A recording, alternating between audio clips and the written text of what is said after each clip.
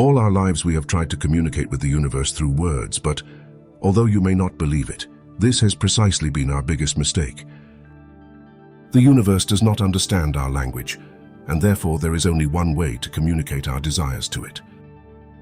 That way has been passed down through generations, but in the modern world such knowledge seems to have been buried in the shadows. Or at least that's how it was until today. So ready to start talking to the universe? Stay until the end to find out what you need to do to help you achieve everything you want. The idea of starting a conversation with the universe is, without a doubt, fascinating, and awakens a part of us that most of the time is asleep. In this case, it is not a dialogue with words as we have been led to believe, but rather a deeper and more meaningful connection with the cosmos that surrounds us.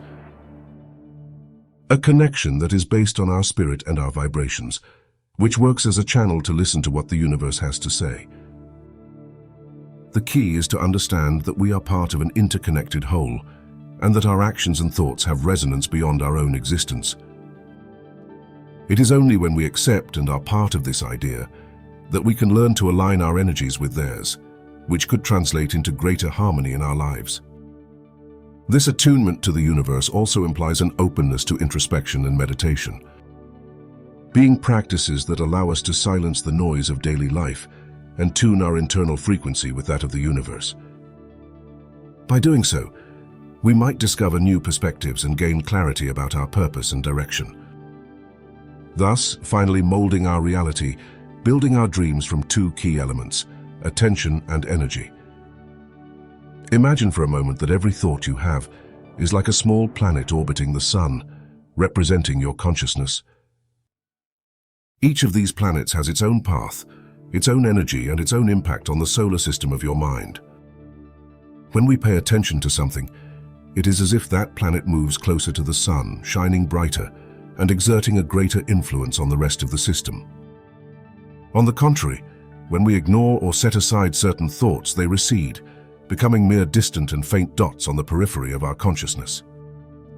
The energy we invest in our thoughts and emotions is what ultimately shapes them and allows them to manifest in our reality. If we constantly feed negative thoughts into our energy, we are likely to see more negativity reflected in our lives. On the other hand, if we focus our energy on positive and constructive thoughts, we can create positive and significant change in our environment. And just as the planets are subject to the laws of physics, our thoughts and energies are subject to similar laws in the realm of the human psyche. The gravity of our intentions and the strength of our attention can draw experiences and circumstances toward us, actively shaping the world in which we live. Therefore, it is essential to be aware of where we direct our attention and how we distribute our energy. And in the same way that we take care of our body, going to the gym and following a diet, we must take care of our thoughts, nurturing those we want to flourish and produce the change we seek. Since only in this way will our message reach the universe, because the secret is this: the universe communicates through vibrations. And the vibrations that we send are the ones that we will receive from them, giving shape to what we popularly know as the law of attraction. The central idea is the one we already mentioned. The universe does not respond to what we say, but to what we feel and think in the deepest part of our being. This means that every thought we have emits a vibration that the universe hears and responds accordingly. We can see the universe is like a big mirror that reflects your vibrations and emotions. If you send thoughts of gratitude and positivity, the universe will return situations and experiences that resonate with that same energy. This is the theory, but how does this work in practice? Well, it's like sowing a seed in a garden. The seed is your intention or thought, and the garden is the universe. It is not enough to plant the seed. You have to take care of it, water it, and make sure it gets enough sun. Similarly, it is not enough to have an occasional positive thought. You need to cultivate a positive attitude consistently so that the universe can respond. The law of attraction invites us to take the place that has always belonged to us, that of being co-creators of our reality. This means that we have an active role in creating our life experiences. We are not at the mercy of a predetermined destiny. On the contrary, We have the power to shape our future with our thoughts and emotions. And this attitude opens hundreds of doors for us that it is up to us to cross. We can achieve what we want because we have the universe on our side. But it is true that we are not always in the mood to transmit the best vibes. We are so absorbed in everyday life that for many, vibrations take a back seat, when in reality they should be what governs our lives. Everything changes when our vibrations change, and not only does the universe read these vibrations, the people around you also notice them. Your boss is able to read your vibes, for example, even though he doesn't even know anything about it, but his spiritual side helps him notice who is focused and who isn't. And if you want a raise, you will most likely have to refocus your attention on what truly matters so that you are taken into account. Mindfulness and self-management are two concepts that, although different, complement each other wonderfully to improve our quality of life and have a lot to do with this. Full attention or mindfulness is a practice that helps us be fully present in the current moment, aware of ourselves and our surroundings without judging. It's as if we put a pause on the constant flow of thoughts and allow ourselves to simply be. On the other hand, self-management implies having control over our own actions and emotions. It means being able to recognize our feelings, accept them, and decide how we want to respond to them. It's not about repressing what we feel, but about understanding that we have the option of not letting our emotions dictate our actions.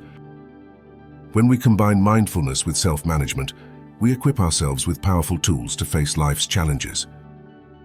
Practicing mindfulness allows us to identify negative thoughts that may arise.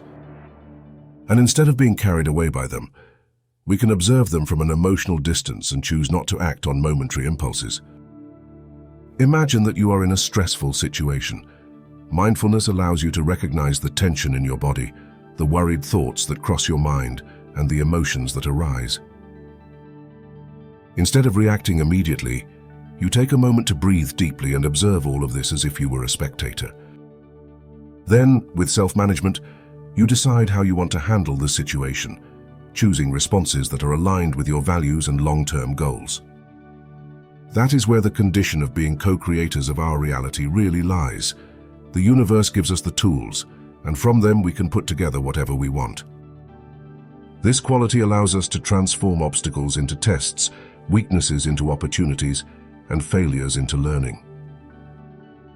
Succeeding where others fail, as they have not reached this level of elevation.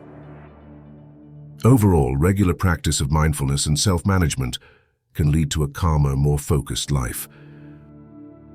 It can help us reduce stress, improve our relationships, and increase our resilience in the face of adversity.